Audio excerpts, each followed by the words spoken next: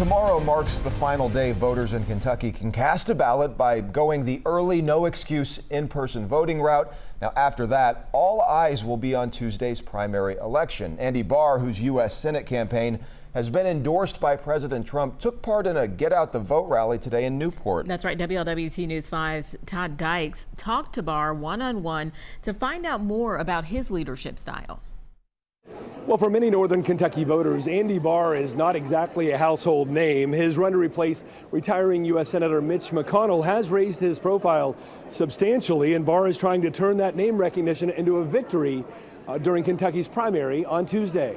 During his 7 terms as a member of the U.S. House, representing parts of central Kentucky like Lexington and Richmond, Andy Barr has not fit the mold of a fiery politician. What's your style of leadership when it comes to being in D.C.? Well, being from Kentucky and central Kentucky, I'm the co-chairman of the Congressional Horse Caucus. But if you ask my colleagues in Washington, they'll tell you I'm a workhorse, not a show horse. Barr is running against former Kentucky General Daniel Cameron in Tuesday's Republican primary to replace retiring U.S. Senator Mitch McConnell.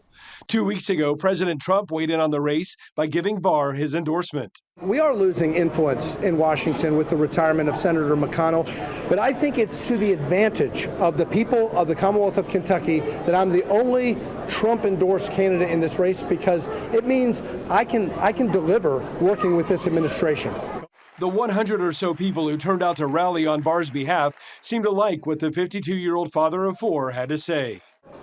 Now, before speaking today, Andy Barr was introduced on the stage by his 13-year-old daughter, Mary. She said she and her 3 siblings are excited for their father to, in her words, put America first as the newest U.S. Senator from the state of Kentucky.